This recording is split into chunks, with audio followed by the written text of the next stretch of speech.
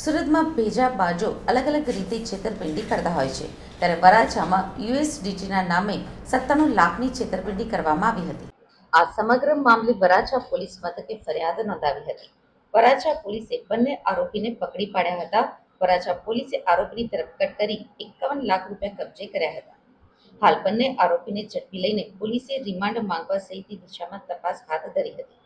સાથે જ આ આરોપીઓ સાથે કોણ કોણ સામેલ છે તે અંગેની પણ તપાસ હાથ ધરવામાં આવી છે. જમીનમાં આવેલા લાખો રૂપિયા યુએસડીટીમાં ટ્રાન્સફર કરાવ્યા હતા.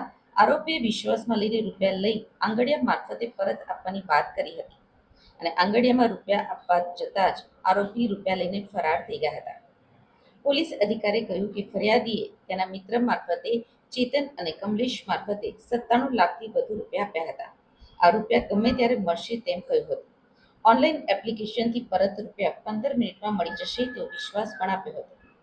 ફરિયાદીએ 3-4 દિવસ બાદ સંપર્ક કરતા આરોપીએ ના પાડી હતી, જેથી વરાછા પોલીસે ગુનો નોંધીને તપાસ હાથ ધરી હતી, જેમાં બંને આરોપીઓને ઝડપી લેવામાં આવ્યા હતા.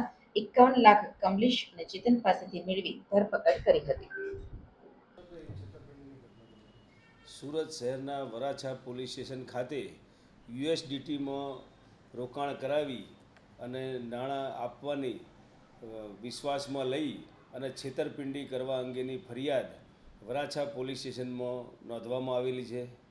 સમગ્ર ઘટનાની હકીકત જોતાં આ કામના ફરિયાદીએ તેમના મિત્ર મારફતે યુએસડીટીમાં નાણાં રોકવા બાબતે બે આરોપીઓ ચેતનભાઈ રંગાણી અને કમલેશભાઈ ક્યાળા નામના બંને આરોપીઓએ ફરિયાદીને 97,66,340 રૂપિયા યુએસડીટીમાં રોકાણ કરી અને ગમે ત્યારે પૈસા પાછા મળી જશે તેમ કહી અને આંગડિયા થ્રુ પેમેન્ટ મેળવી અને યુએસડીટીના નાણાં જે ઓનલાઈન એપ્લિકેશનમાં જેવા પૈસા મળે એની સાથે 15 મિનિટમાં યુએસડીટીમાં કન્વર્ટ થઈ તેઓને મળી જશે તેમના એકાઉન્ટમાં તેવું જણાવી વિશ્વાસમાં લઈ અને છેતરપિંડી કરેલી. ફરિયાદીએ પોતે નાણાં ચૂકવ્યા બાદ 3-4 દિવસ સુધી આ કામના આરોપીઓ સાથે સંપર્ક કરતા તેઓએ પૈસા આપવાની ના પાડેલી, જેથી ફરિયાદીને સ્પષ્ટ રીતે છેતરપિંડી અંગેની હકીકત જણાઈ આવતા વરાછા પોલીસ સ્ટેશનમાં આ બાબતે ફરિયાદ નોંધવામાં આવેલી.